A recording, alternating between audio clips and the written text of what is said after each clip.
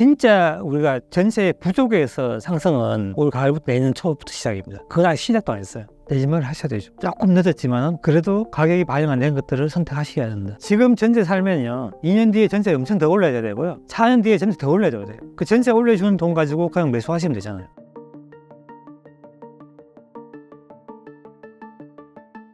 전세가가 매매가를 끌어올린다고 말씀해 주셨는데 정확히 어떤 내용인가요? 전세 상승률이 제일 중요하다 했잖아요. 전세를 우리가 이제 단기적으로 전세 상승률을 만드는 것은 수요 공급을 만들고요. 장기적으로 오게 되면은 그 수요 공급 안에서도 임차인이 가지고 있는 소득의 증가라든지 어떤 국가의 어떤 성장이라든지 그런 것들 포함되어 있거든요. 보이지 않는 것들도. 그래서 그런 것들이 종합해서 전세 상승률을 만들고 있는데요. 그거 전세 상승률이 시간이 지나서 뭘 만드냐 하면은 전세 가율을 만들어요. 이 전세 가율이 우리 주택시장의 미래예요. 미래 모습이. 전세 가율이 가장 낮은 도시가, 평균 낮은 도시가 서울이고요. 여기 남아있는 게 많다는 증거거든요. 그리고 가장 높은 도시가 우리가 보면은 경북이나 이렇게 도에 있는 도시도 있죠. 성장이 잘 안 되는 도시들이에요. 남아있는 게 적다는 거죠. 이런 도시들은 월세화가 빠르게 진행될 겁니다. 나중에 되게 되면요. 우리나라 전체의 어떤 전세 가율 움직이는 모습을 보게 되면요, 이게 장기적으로 전세 가율이 올랐다 내렸다 하지만은 전세 가율은 계속 위로 우상향하고 있습니다.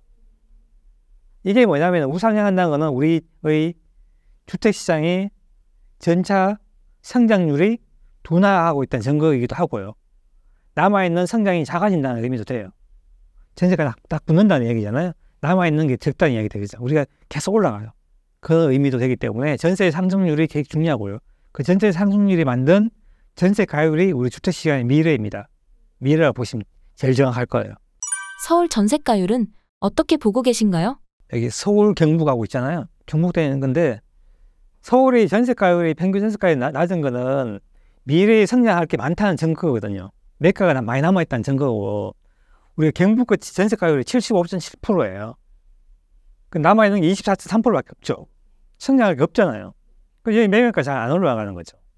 그래서 우리가 서울로 다 몰려드는 이유가 그런 거예요. 전세가 이렇게 오르는 거는 우리 서울에 와보면은 젊은 분도 너무 많고, 그죠? 해외에서 너무 많이 들어오고 임대 수요가 많고, 그러니까 이 전세가 올라가고 있는 거거든요. 그래서 이 전세가 우리 주택시장에 가장 중요하다고 보시면 됩니다. 그게 지방마다, 지역마다 전세 가율이라는 모습으로 보이고 있는 거예요. 그게 그 시장의 성장이나 그 도시의 경쟁이 할 수 있고요. 딱 정확하게 표시되고 있어요. 대구보다는 부산이 전세가율이 더 낮거든요. 조금 더 낮아요. 그 도시 경쟁률이 우리가 부산이 더 있는 거죠. 그래서 우리가 뭐 해외에서 오신 분들 한번 물어보세요. 대구하고 부산 아냐 그러면 부산 알죠. 대구 모른다고. 그게 도시 경쟁력이잖아요. 그 경쟁력이 뭐를 보이냐? 전세가율로 나온다니까. 그래서 전세가율이 부산이 낮고요, 대구가 높아요. 정확하게 시장이 그대로 표현하고 있는 거예요, 숫자를. 근데 이게 공부를 오래 하게 되게 되면요, 다 숫자 찾는 게임이에요. 부동산은 숫자 찾는 게임으로 바뀌게 됩니다. 나중에 공부 오래 하게 되면요. 근데 입지 같은 거 다 알잖아요. 강남 좋은 거 다 알죠. 그건 의미 없는 거니까 나중에 되게 되면 다 숫자 찾는 걸로 바뀌게 돼 있어요. 공부 오래 하게 되면 그렇게 됩니다. 바뀌게 됩니다.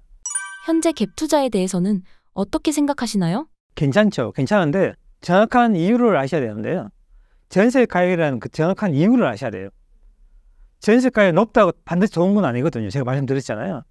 근데 이제 서울같이 전세 가율이 원래 낮은 도시인데 어느 순간 전세 가율이 붙잖아요. 그때가 좋은 거죠. 근데 원래 전세 가율이 높은데 또 높아지는 곳도 있잖아요. 그런 것들은 그때 짧은 시간에 우리가 투자를 해야 되는 거예요. 그래서 위험하다는 거죠. 서울같이 이렇게 전세가 많이 벌어진 곳이 전세가가 막 올라서 붙잖아요. 강남도 옛날에 70%가 붙은 적이 있어요. 그럴 때 들어가는 거죠. 근데 요즘은 워낙 정부가 빠르다 보니까 사람들 빨리 움직여요. 현재 서울은 전세가율이 오르고 있는데 갭 투자하기에 좋은 시기일까요? 전세가율은 너무 많이 벌어져 있죠. 그래서 많이 벌어져 있기 때문에 그거는 개인 취향이죠. 50%, 53%인가 그러는데 나 경력을 감내하겠다 하시는 분들 하시는 거고, 그걸 뭐 나는 도저히 안 된다 하시는 못하는 그건 개인의 어떤 차이라 보고 있고요. 근데 그때 이제 전세가율이 올라간다는 그 자체가 전세 가격이 올라가고 전세 가격이 올라가는 그 자체가 매가를 만드는 그런 구조적으로 만들고 있다는 거예요. 갭 투자하고 안 하고가 그건 다 별개의 문제고 가격을 만드는 구조예요, 그게. 서울 같은 경우는 갭 투자하려면 전세가율이 어느 정도 붙어야 해볼 만할까요? 과거에 우리 시점을 봐서 과거에 우리가 2013년도에 1996년도에 우리가 매가가 상승을 시작할 때가 전세가율이 60%였어요. 수도권이에요.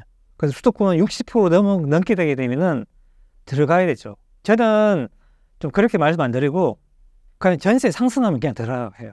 왜냐하면은 전세가 상승하게 되면은 공급 부족 신호고요. 그 상승 신호가 왔다는 거는 3년 동안 전세 공급이 안 되면 그거 못 막거든요. 그 3년 안에 전세 가격을 만들어내요. 그 미리 기다리지 마시고 미리 선택하시라. 그 늦다. 그 지금 또 선택하라고 말씀드리는 거죠. 그 전세 상승이 나온 것은 그냥 선택하시면 돼요. 그 지방은 달라요. 지방은 전세 가율은 의미는 좀 적어지고요. 전세 수급의 의미가 더 커집니다. 전세 수급이 움직이가지고 전세가 상승하게 되면 매가 바로 연결돼요. 그게 이제 우리가 전주에나 작은 도시 가게 되면은 지금 바로 그렇게 보이고 있습니다. 갭 투자할 때 초보자들이 흔히 하는 실수나 유의해야 할 점이 있을까요? 갭만 보고 들어가는 거죠. 네, 숫자만 보고. 그게 가장 큰 오판이에요. 그게 함정이에요. 어떻게 보면.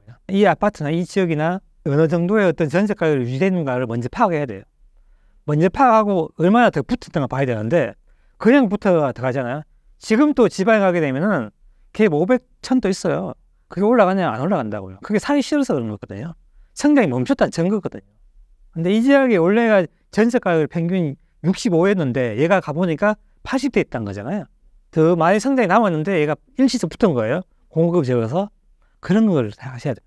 그런 걸 하셔야 된다. 그게 이제 갭만 보고 들어가면 다 틀려요. 갭만 보고 들어가게 되면은 역전세 맞습니다. 그게 빌라예요. 빌라가 성장이 안 되는데 집주인은 빌라를 통해서 매매 시세 차익을 누리려고 하고 그리고 세입자는 이제 월세를 내기 싫으니까 전세에 들어간 거잖아요. 그 두 분이 맞았죠.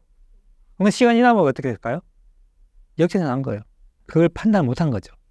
구조적으로 안 되는 게 있거든요. 성장이 안 되는 상품이기 때문에.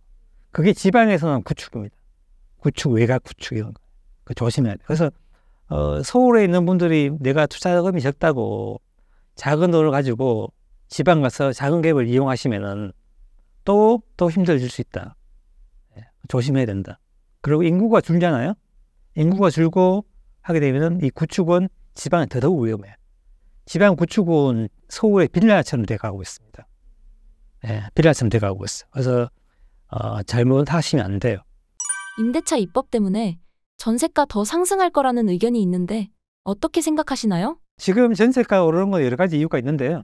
첫 번째는 그 임대차 입법 3법 때문에 그 한 단지 안에서 갱신권 청구한 아파트가 그 단지가 있고요. 아파트가 있고 그렇지 못하는 단지가 있거든요.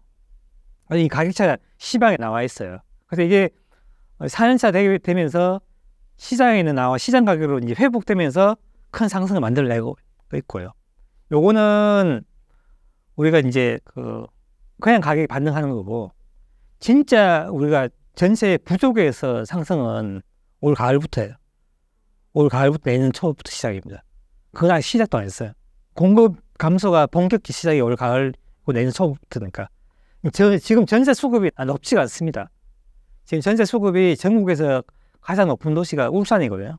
그 다음에 우리가 강원도, 서울 이렇거든요. 서울이 140 정도 되는데 이게 160까지 올라야 돼요. 이때 되면 진짜 공급이 부족해요. 전세 보고.